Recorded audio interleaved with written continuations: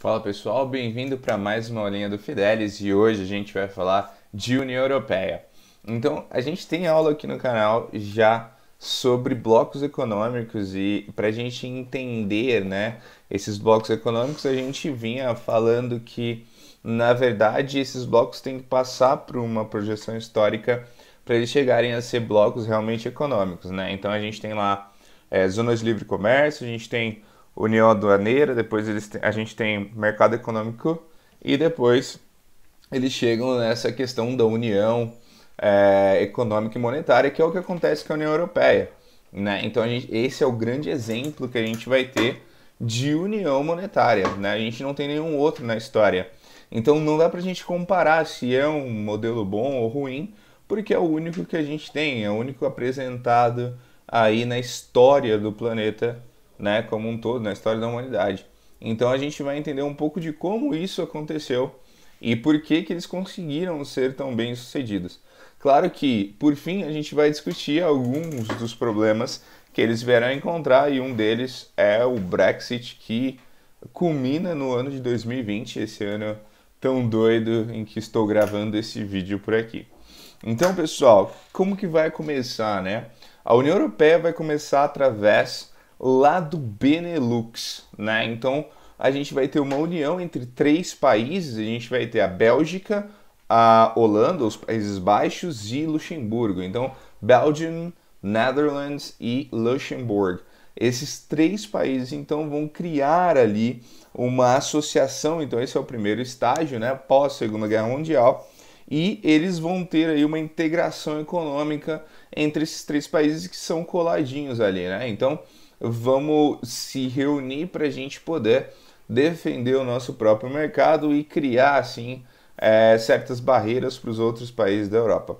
Então, esse embrião que a gente tem, que é o Benelux, vai ser importante para traçar alguns padrões. Ele ainda existe, tá? Ele existe com o nome de Benelux, ainda mais ele não é tão efetivo, porque hoje a gente tem aí toda essa potência que é a União Europeia, né? Toda essa gigantesca aí. Então, esse primeiro momento a gente tem três países que se reúnem aí.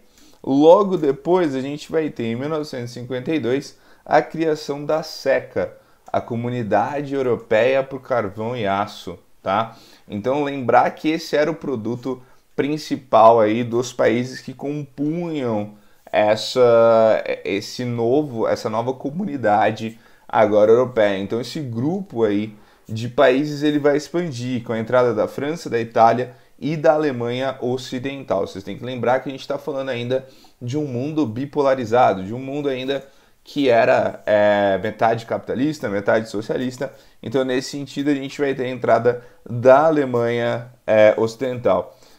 Na verdade, isso foi basicamente um acordo, né, que a França enxergou para poder explorar sem problemas uma região que era disputada por ela e pela Alemanha, né, que é a região de Alsácia-Lorena ou a região de Saar, tá? Então, essa região, que é a mesma, era disputada por esses dois países e, por fim, eles resolveram, então a gente é um mercado comum, então a gente pode, né, explorar aí na verdade, um estágio antes do mercado comum, mas a gente é um grupo unido aí e a gente pode explorar essa mesma região juntos. Então, foi um jeito da França resolver um problema territorial com a Alemanha Ocidental na época. O que acontece é a entrada da Alemanha Oriental logo depois. A gente já comenta sobre isso ainda nessa aula. Terceiro estágio, então, a gente transforma essa SECA, essa Comunidade Europeia do Carvão e Aço, em mercado comum europeu ou comunidade econômica europeia, né? Então a gente vai ter duas siglas, cuidado para não se confundir. A gente vai ter MCE, Mercado Comum Europeu, ou a gente vai ter Comunidade Econômica Europeia, CEE, tá? Então alguns vestibulares vão usar um, outros vestibulares vão usar outro, então a gente já fica ligado aí. E a criação vai ser em 57 ainda com o Tratado de Roma, tá? Aí em 86 a gente vai ter, então, a Europa dos 12, é quando aos países da SECA a gente vai ter a união com a Inglaterra, Irlanda, Dinamarca, Grécia, Espanha e Portugal, e aí eles vão se desenvolvendo aí, né, até que em 1989 a gente tem a entrada, né, como eu falei anteriormente, da Alemanha Oriental também, compondo aí esse mercado como europeu. É a primeira vez que a gente vai ter uma experiência de circulação de mercadorias, serviços e capitais durante toda a história. Então, todos esses serviços, capitais e outras coisas, eles vão poder ser movimentados sem tarifas, sem nenhum tipo de problema quando a gente está falando da legalidade desses produtos. Então, eles vão ali de um lado para o outro, né, nesses países. E aí o quarto estágio, que é realmente essa ideia de criar a União Europeia. E a União Europeia ela vai ser criada a partir do Tratado de Maastricht, que foi feito em 1991, ano muito especial, porque é o ano que nasce essa pessoa que vos fala agora, tá? Então cria-se o euro também, mas o euro só vai ser utilizado a partir de 2002. Então vai ter uma associação de países aí até a gente chegar em 2013 nos 28 países integrantes da União Europeia, tá? Então a gente vai ter aí, além lá do mercado comum europeu, que já tinha, né?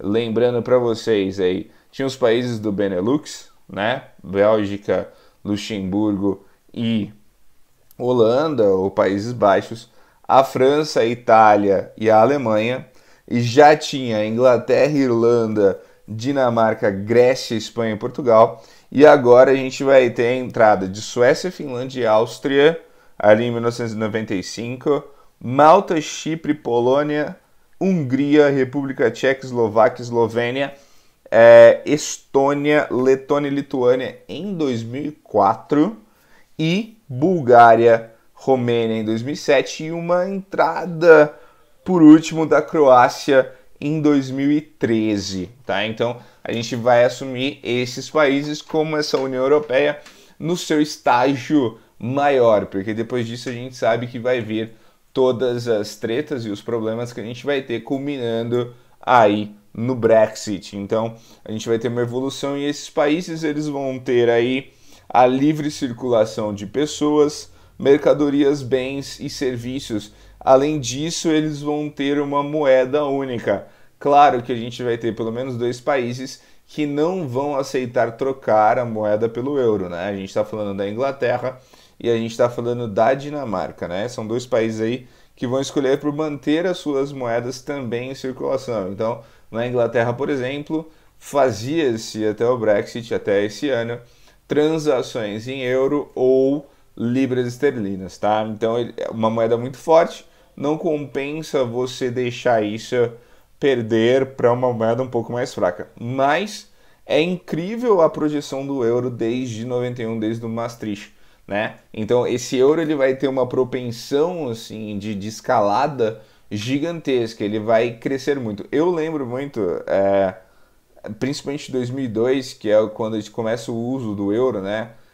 Antes a gente não ouvia tanto falar por aqui a questão do euro, então a gente viu na TV, lançamento do euro e tudo mais. Eu tinha ali por volta dos meus 11 anos, né? Lembro ali disso tudo acontecendo, desse burburinho. Um dos problemas que a gente já tem que citar e que a gente tem que comentar quando a gente está falando de União Europeia é a questão turca, tá? A Turquia, desde a década de 90, ela quer entrar na União Europeia. Na verdade, todos os países periféricos à União Europeia querem entrar na União Europeia, né? Então, nesse sentido, a gente vai ter não só os turcos, mas também outros países que vão ceder aí refugiados o tempo todo para esses países da União Europeia, como os países do norte da África, por exemplo, os países do Oriente Médio e os países do leste europeu. Então, todos esses países vão ter pessoas que o tempo todo querem entrar para essa prosperação, né? Para esse momento próspero que segue a União Europeia. Claro que isso vai gerar para a gente uma crise xenofóbica gigantesca. A gente sabe, a gente está estudando o tempo todo que esses refugiados realmente são um problema quando a gente está falando de União Europeia. Visto que a gente já tem que ter um pensamento mais crítico para um mundo pós-pandêmico. Um mundo pós-pandêmico ele vai trazer então uma necessidade desse trânsito de pessoas, principalmente para a Europa e para alguns países como a Itália, que sofreram muito com a pandemia e são países já mais velhos, né? Itália, Alemanha, são pessoas mais velhas ali. Então, vai ter a necessidade dessa força de trabalho. O próprio governo do Canadá, por exemplo, já falou que vai aceitar estrangeiros para trabalhar no Canadá pós-período do Covid-19, que é exatamente para a gente ter essa força de trabalho aí. E aí a questão turca, né, que quer entrar para fazer parte disso, é exatamente relacionado a essa questão cultural. A diferença cultural entre a Turquia, mesmo que ela tenha parte na Europa e parte na Ásia, é muito grande essa diferença dos costumes e do desenvolvimento cultural europeu. E principalmente a relação, né, que a Turquia tem com o Oriente Médio. Né? A maioria ali dos turcos são árabes, ou são de origem árabe, ou são de religião muçulmana. Né? E você tem que lembrar, ó, o euro começa a ser utilizado em 2002. O que acontece em 2001 é o ataque às Torres Gêmeas. Então é essa difusão do terrorismo, de que criando essa imagem de que o árabe ele é um terrorista, ele é um problema, ele é nesse sentido, né? Então tudo isso vai fazer com que a União Europeia não veja com bons olhos a entrada da Turquia nesse grupo seleto de países, né? Então não vão permitir a entrada da Turquia e ela fica ali tentando, exatamente por esse medo dessa entrada, né? Vocês têm que lembrar que todo cidadão de qualquer país é um cidadão europeu, então ele pode ter trânsito entre os locais, ele pode ir de um lugar para o outro. Então isso vai fazer com que a gente tenha esse problema com a Turquia. E depois disso a gente vai ter a questão do Brexit. O Brexit não é novidade, pessoal. Parece que é uma coisa assim, então 2020. Não, na verdade, o Brexit ele vai ser essa cisão que a gente vai ter da Inglaterra com a União Europeia, ela começa a partir do momento que a União Europeia entra, a partir do momento que a Inglaterra entra na União Europeia, né? Vários grupos de pessoas vão querer aí que a Inglaterra não entre, que a Inglaterra ela é superior, então eles têm um sentimento de superioridade, de olha, não vamos entrar na União Europeia, não vamos fazer isso porque a gente é muito superior, a gente pode ser um país sozinho e tudo mais. Então a gente já tem esses grupos que não queriam entrar aí. E isso vai se desenvolvendo até que em 2016 a gente vai ter aí o assassinato da Jo Cox, que era uma parlamentar a favor da continuidade da Inglaterra na União Europeia, né? Então já tinha uma discussão, eles queriam fazer um referendo, e aí essa deputada era uma das deputadas que era a favor de continuar do jeito que estava. E aí vai ter um extremista lá em inglês que vai gritar lá Inglaterra acima de tudo, e vai lá e mata a Jo Cox, dando aí um prosseguimento importante para esse referendo, fazendo com que as pessoas votem pela primeira vez com maior quantidade da saída da União Europeia, né? Então a gente vai ter aí esse referendo, e aí algumas pessoas vão até brincar que os jovens, né, que são pessoas que querem ficar normalmente na União Europeia, né, porque você tem mais chances de emprego, você pode ir para os outros países, falaram que esses jovens ficaram dormindo e quem foi votar são os velhos lá, que, né, tem aquela paixão, aquele amor muito grande pela Inglaterra. E aí vai ter toda uma novela quase, né, com vários primeiros ministros que vão cair nesse período todo. Então você tem Theresa May, você tem o Tony Blair antes dela, você tem outros menores que entraram e já saíram porque não agradavam ao povo, não agradavam aos lords, não agradavam a ninguém. E aí você vai ter o Boris Johnson, que vai trabalhar toda a sua carreira, né, para entrar ali como primeiro-ministro, nesse sentido de que a gente vai sair da União Europeia de qualquer maneira. Então ele vai fazer isso e ele quase roda um pouquinho antes de conseguir realmente tirar aí a Inglaterra da União Europeia. E aí ele consegue em 2020, então vai ser esse momento que ele vai ter aí de realmente retirar a União a Inglaterra da União Europeia, aí que é o Brexit, finalmente em 2020. Show? Valeu, essa foi a aula de União Europeia. Vejo vocês na próxima. Tchau!